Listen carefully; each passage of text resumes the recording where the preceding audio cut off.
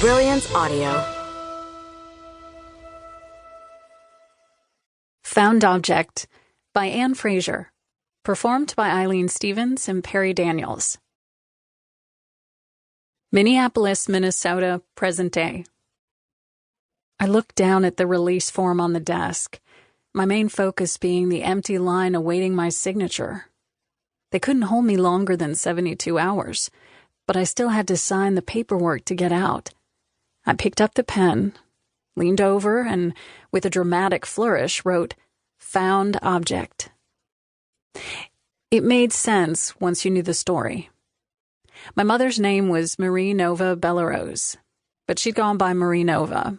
The press sometimes called her Supernova or Supernova's superstar. It ended up being prophetic. Her star shined bright, then exploded, both in the acting world and in real life. But long before my mother's murder, she used to tell the story of how she and my father, Max, found me on a country road in Georgia, not far from Savannah, where my mother was originally from. Whenever she'd relate the event, she'd throw back her head and laugh with this loud and joyous sound that could be heard a block away, and she'd call me her found object. My father, even though she was his son and heir and the earth under his feet, would protest, saying the story was mean. I'd always liked it.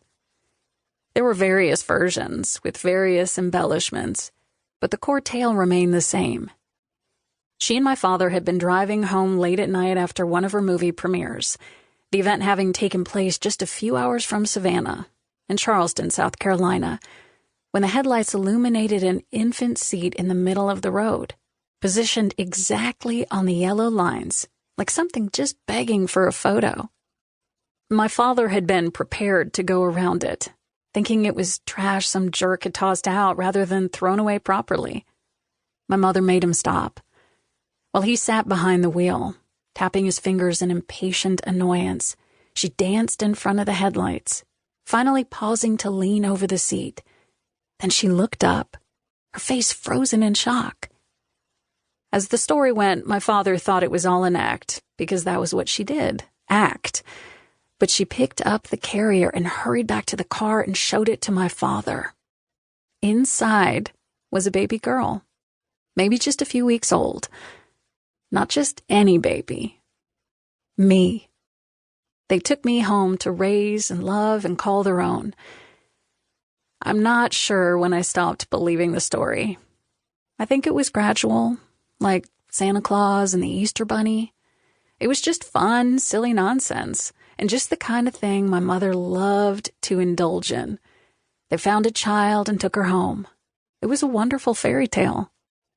Throughout the years, and at seemingly every age of my life, I'd beg her to tell it to me again and again. I couldn't get enough. It would be no stretch to say I'd heard it thousands of times. In grade school, when we were forced to stand and announce where we were from, I'd proudly say, "The road," while glancing at the baffled faces around me, a zing of glee shooting up my spine.